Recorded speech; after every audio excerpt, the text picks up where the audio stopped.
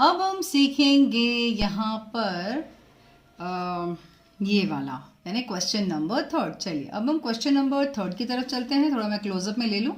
I hope now you can see the question right. Okay, तो first question यहाँ पे जो दिख रहा है that is at 12 hours and 40 minutes and 11 hours and 28 minutes। तो आवर्स एंड मिनट्स दिया हुआ है, आवर्स एंड मिनट्स दिया हुआ है। तो मैं आपको एक अपना ही स्टाइल में सिखाना चाहूंगी। दैट इज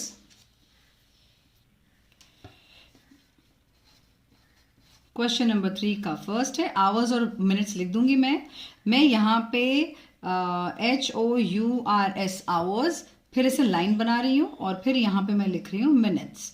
ओके, और यहाँ पर मैं एक डबल डैश कर रही हूँ, या एक सिंगल डैश भी चलेगा, या डबल डैश करना तो डबल डैश भी, यानी आप इसको मैं टी बॉक्स बोलती हूँ। टी बॉक्स यानी यूं और यूं, इसमें एक में आवर्स है और एक में मिनट्स है। तो चलिए हम लिखते हैं। पहले यहाँ पर है 12 आवर्स, आवर्स में यहाँ पे 12 है तो मैंने 12 लिख दिया। 40 मिनट्स है तो मिनट्स के अंडर में मैं 40 लिखूंगी। ठीक है, अब यहाँ पर क्या है 11 आवर एंड 28 मिनट, तो ये रहा 11 जो मैंने आवर्स की लाइन में लिखा है, और मिनट्स में 28 है तो मिनट्स की लाइन में मैं 28 लिखूंगी। ठीक है, अब क्योंकि यहाँ पे ऐड बोला है तो मैं इसको प्लस करना है, लेकिन आपको ये पता है ना कि इस पोर्शन में यानी कि मिनट्स पोर्शन में 60 या 60 से ज्यादा आए तो काफी ट्रांसपोर्ट करनी पड़ती है ना, यहां से वहां भेजना पड़ता है। वो कैसे, देखो बताती हूं। अब पहले आप इसको प्लस करेंगे तो ये आ गया 8 और ये आ गया 6 और यहां पर आ गया 3 और यहां पर आ गया 2। अब यानी कि 23 आवर्स एंड 68 मिनट्स, लेकिन 68 मिनट्स तो होता नहीं है। क्यों? क्योंकि हमको ये पता है कि 1 मिनट में 1 आवर में 60 मिनट्स होते हैं। तो यहां पे अगर मिनट्स वाले लाइन में 60 या 60 से ज्यादा आए तो हमको उसको शिफ्ट करना पड़ता है उस तरफ। मिस वो कैसे होता है, बस अभी ये जो लिखा हुआ है ना, इसी को हम एक वापस से नया क्वेश्चन बना देंगे। ठीक है, अब नया क्वेश्चन कैसे बनाएंगे, 23 और यहां पर 68। अब इसको टी में लिखना है तो आप लिख सकते हो। यहां पर आ जाएगा आवर्स, देखो मैं शॉर्ट फॉर्म में लिख रही हूं यहां पर, और यहां पे आया मिनट्स, ये शॉर्ट फॉर्म में लिखा है। यहां दोनों मैंने कंप्लीट लिखा है, यहां मैंने शॉर्ट फॉर्म में लिख दिया है। ठीक है, अब यहां से मुझे क्या करना पड़ेगा, यहां से मुझे माइनस करना पड़ेगा 60, यहां से मुझे माइनस करना पड़ेगा 60। मिस क्यों 60? क्योंकि 1 hour is equal to 60 minutes होता है, राइट। तो हमको इसमें से 60 से ज्यादा, इस लाइन पे 60 या 60 से ज्यादा हो तो उसको हटाना पड़ता है। हटाने के लिए हमने यहाँ पे क्या कर दिया है, यहाँ पे -60 कर दिया। अब -60 का मतलब जब ये मिनट्स में से जब ये आवर्स में आएगा तो यहां पर हमको +1 करना पड़ेगा। मिस आप क्या करवा रहे हो, कितना कंफ्यूजिंग है। देखो कंफ्यूजिंग नहीं है, इट्स इजी। यहां से 60 मिनट्स गया यानी कि माइनस हुआ, जब इजिकल टू का दरिया पार किया यहां पर यानी कि आवर्स के लाइन में आया, तो यानी 60 मिनट्स मतलब 1 आवर होता है, तो इसको हमने 1 आवर दे दिया, तो ये 1 आवर्स का है। तो अभी आप इनको प्लस करोगे तो क्या आ जाएगा, आप यहां पे माइनस करोगे तो ये 8 का 8 आएगा, 0 का 0 आएगा, और यहां पर हो जाएगा प्लस, यानी 3 + 1 इज 4 एंड 2 का 2। यहां माइनस है और यहां प्लस है। ये सिर्फ किसकी वजह से हुआ है, उसकी वजह सिर्फ और सिर्फ ये 68 है, यही इसकी वजह है। क्योंकि यहां मिनट्स लाइन में 60 या 60 से ज्यादा नहीं आना चाहिए, अगर आए तो ये ट्रांसपोर्टिंग का प्लस और माइनस का रहता है। ठीक है, अब आपके पास जो आंसर आया है that is 24 hours and 8 minutes. तो अभी आपको आंसर में लिखना है 24 आवर्स, और यहां पे 08 लिखने की जरूरत नहीं क्योंकि लेफ्ट साइड का 0 इज नॉट वैलिड, और यहां पे है 8 minutes. Okay, I hope this is clear. ये आपका हो गया आंसर। बस आपको सिर्फ ये ऐसा लंबा लग रहा है but it is very very easy, ये पहली बार और ये दूसरी बार में। ठीक है, गॉट इट। अब हम आते हैं नेक्स्ट क्वेश्चन में, क्वेश्चन 3 के नेक्स्ट क्वेश्चन में। Convert 122 Fahrenheits to this one C यानी सेल्सियस। ओके, तो यहां पे आपको मैंने पहले भी सिखाया हुआ है, जब फ़ारेनहाइट से हम सेल्सियस की तरफ जाते हैं तब क्या होता है, तब होता है माइनस में 32 होता है, यानी यहाँ पर कुछ तो एक नंबर होता है उसमें -32 किया जाता है और बाद में जो आंसर आता है उसको मल्टीप्लाइड बाय 5/9 किया जाता है। और यही चीज अगर उल्टा हो, अगर सेल्सियस से फ़ारेनहाइट में जाना है तो हमको पहले जो भी हमारा क्वेश्चन हो उससे हमें क्या करना पड़ेगा, पहले उसको हमको 9/5 से मल्टीप्लाई करना पड़ेगा, फिर जो आंसर आता है उसमें +32 करना पड़ता है।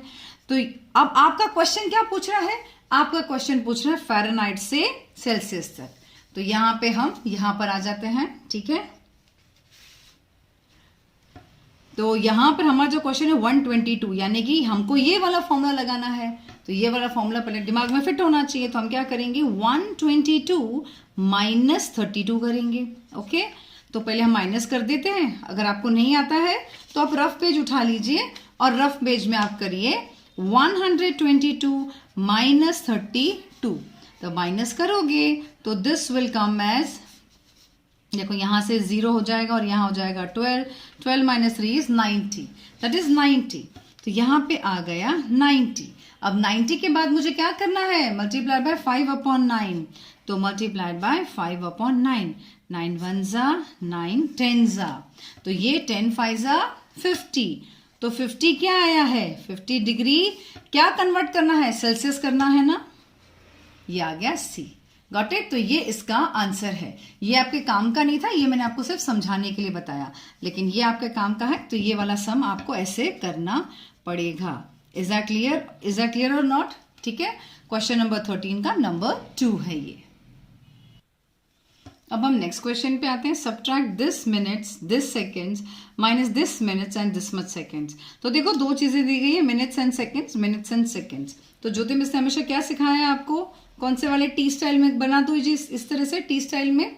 और टी स्टाइल में यहाँ पे मिनट्स लिख दो MIN शॉर्ट फॉर्म में, और यहाँ पे सेकेंड्स का SEC कर दो।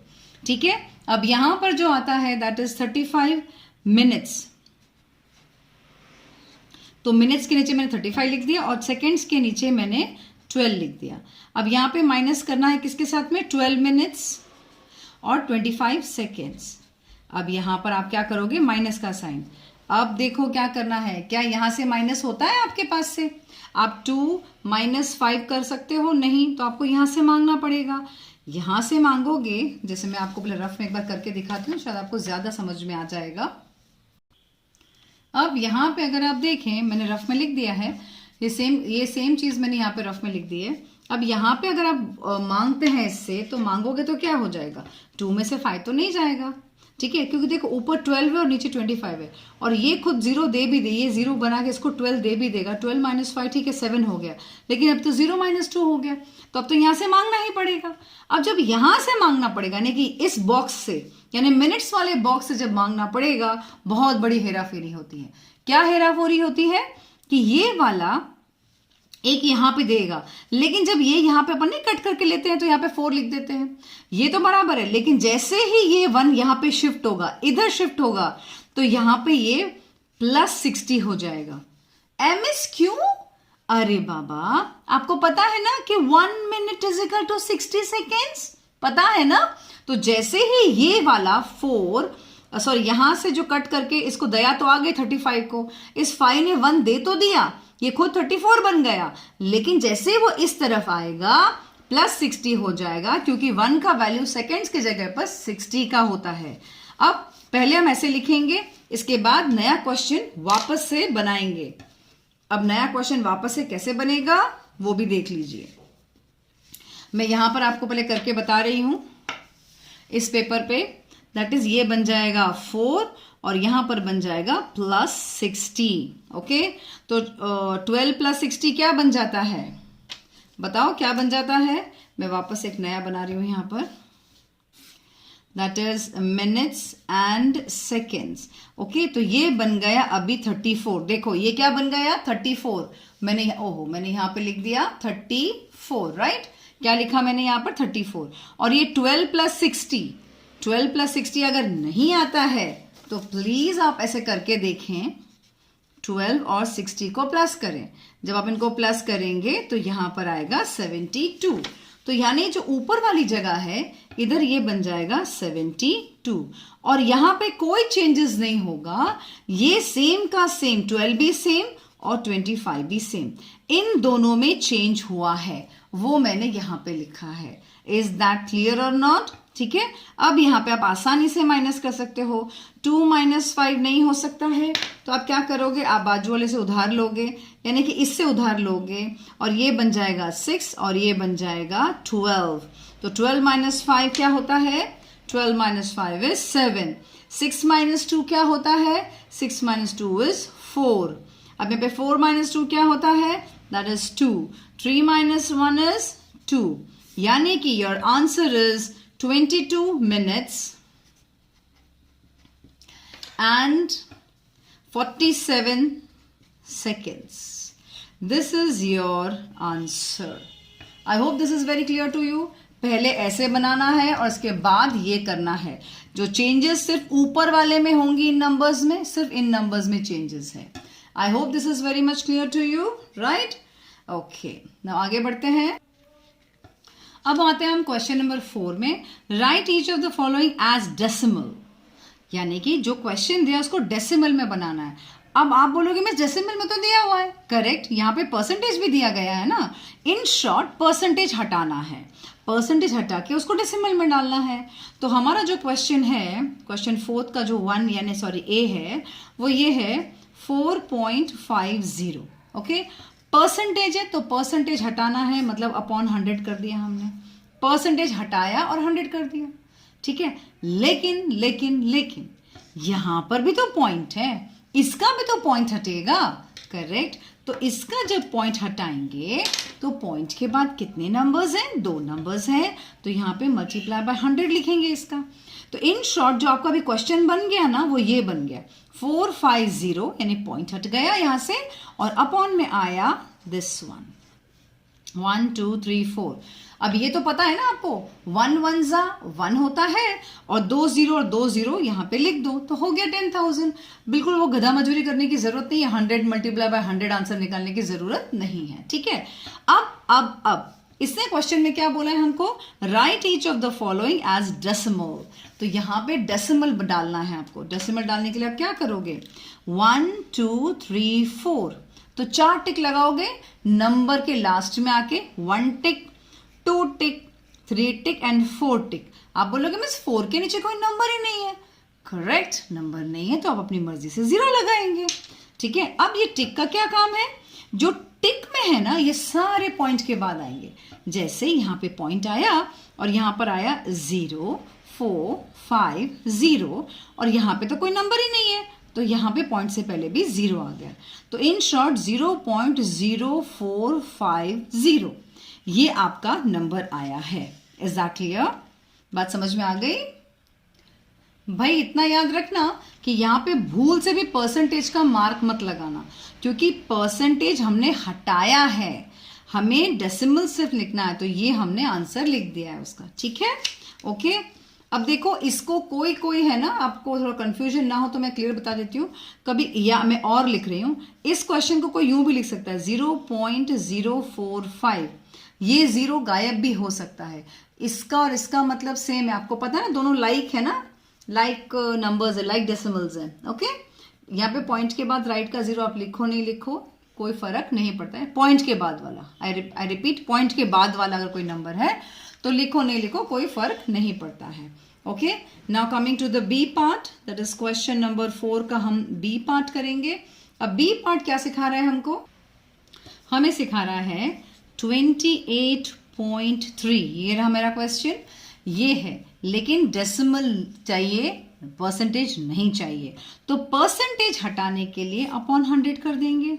ओके, अब इसका जो पॉइंट है, इस पॉइंट को हटाने के लिए नीचे मल्टीप्लाई बाय 10 करेंगे। क्यों 10 किया मिस? क्योंकि पॉइंट के बाद यहाँ पे क्या है, एक ही डिजिट है, इसलिए यहाँ पे 3 आएगा। तो ये हो गया 283 अपॉन 100 मल्टीप्लाई बाय 10। तो गधा मजूरी करने की जरूरत नहीं है, 1 1 जा 1 होता है, 2 0 और एक तीसरा 0, 3 0 डाल दो पीछे, हो गया, ठीक है। अब लेकिन हमको डेसिमल में आंसर निकालना है, क्योंकि इसने बोला डेसिमल में आंसर चाहिए। हम क्या करेंगे, पेंसिल से नंबर के लास्ट में आएंगे और 3 टिक लगाएंगे। क्यों? क्योंकि नीचे 3 0 है, इसलिए 1 टिक, 2 टिक, 3 टिक। ओके, तो जो भी टिक में नंबर्स है वो सारे के सारे पॉइंट के बाद चले जाएंगे, यानी 2 8 3, और इससे पहले कोई नंबर नहीं है तो 0, तो 0.283, बस ये दिस इज आंसर। भूल से भी परसेंटेज मत लगाना।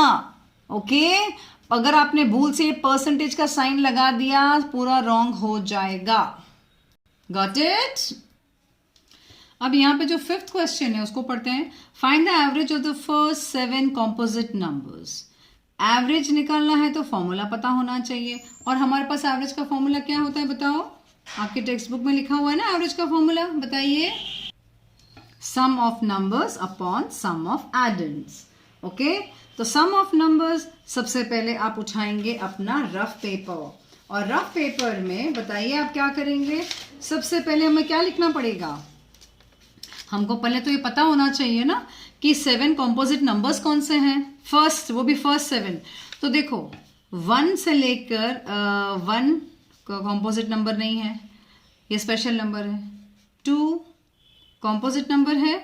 कॉम्पोजिट नंबर किसको बोलते हैं? जिसमें 2 नंबर से ज्यादा डिवाइड करने वाले मिलते हैं। तो मैं लिख देती हूँ एक बार, मैं सारे ऐसे नंबर्स लिख देती हूँ so that it's becomes very easy for us. ठीक है, तो 1 नंबर स्पेशल नंबर है तो ये तो नहीं आएगा। 2 नंबर को डिवाइड करने वाला 1 भी है, इसको डिवाइड करने वाला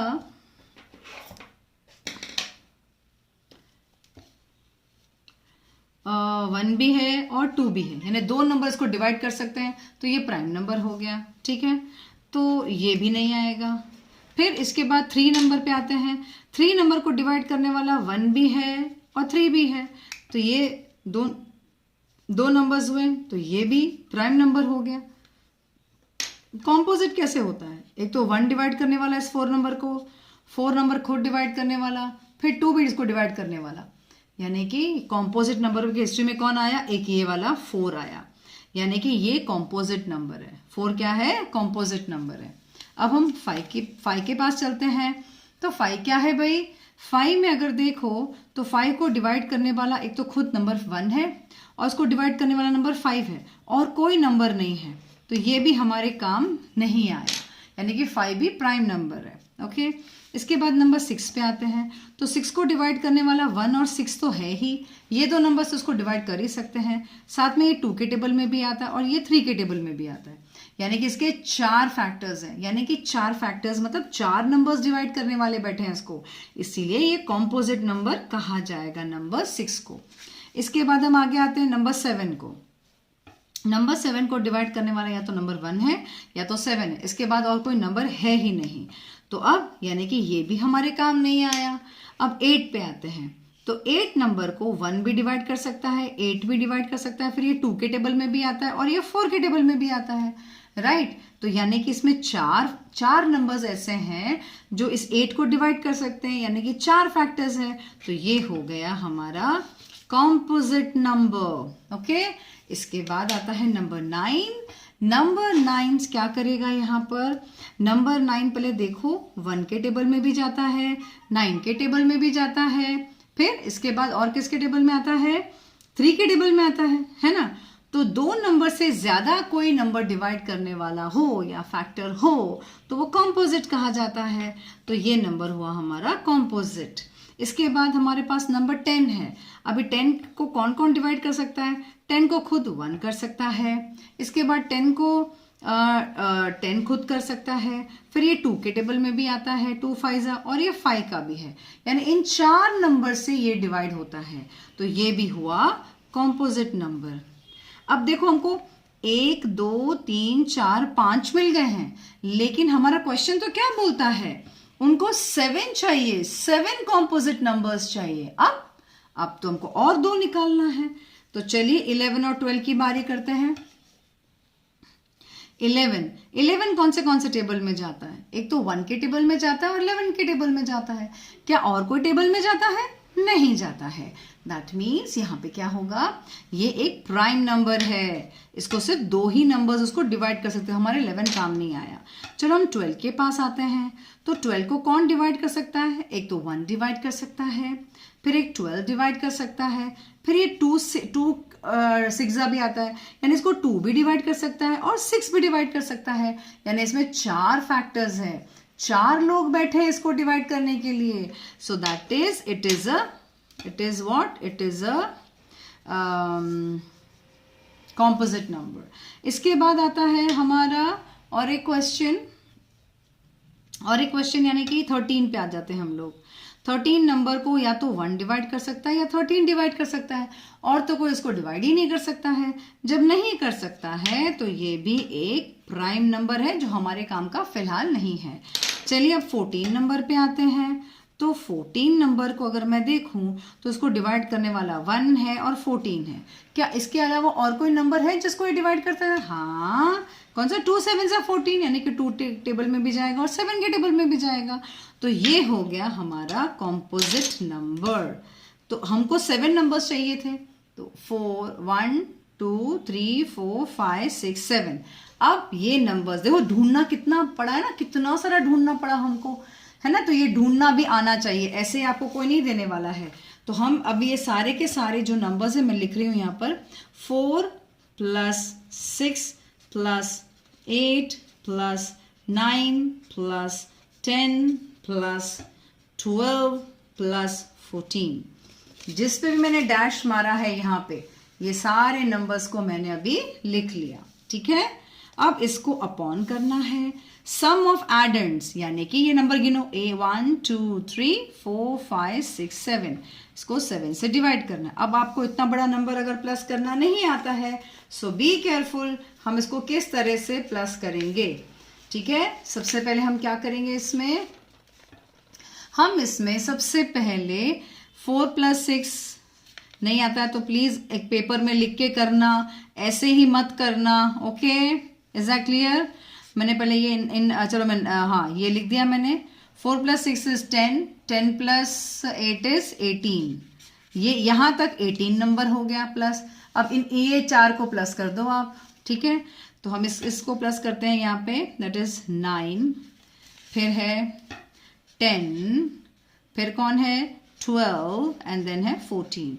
इन सबको आप प्लस करो तो 9 + 2 is 11 and 11 + 4 is 15, 1 carry 1 2 3 and 4 45, यानी कि इन इतनों को प्लस करने पर हमें क्या मिला, 45 मिला, ठीक है। अब 45 और 18 को प्लस करो आप, ठीक है। अब 45 और 18 को प्लस कहाँ करेंगे, कहीं रफ में ढूंढते हैं जगह, या 45 + 18 को अगर हम प्लस करेंगे तो 5 + 8 is 13, 1 carry, 4 + 1 is 5, 5 + 1 is 6, 63, okay. तो ये पूरे का जो आंसर आया दैट इज 63/7। अरे हाँ, या = डालना बहुत ज्यादा जरूरी है, ठीक है। अब 63 के टेबल और 7 का टेबल अगर आपको आता है तो बहुत अच्छी बात है। टेबल आता है 7 का? हाँ बोलो। 7 × 1 = 7, 7 × 2 = 14, 7 × 3 = 21, 7 × 4 = 28। बोलो बोलो बोलो बोलो 7, बोलो बोलो 7 × 9 = 63, 7 × 1 = and 7 × 9 = 63। तो यहाँ पर जो आंसर आया दैट इज 9। वैसे तो 9/1 आया, लेकिन उसे कोई फर्क नहीं पड़ता, 9 आया। तो अब आपको फाइनली आंसर क्या लिखना है, आपका क्वेश्चन ने क्या पूछा है आपसे वो इंपॉर्टेंट है। आपके क्वेश्चन ने पूछा है आपसे find the average of first 7 composite numbers. तो आपको लिखना है 9 is average of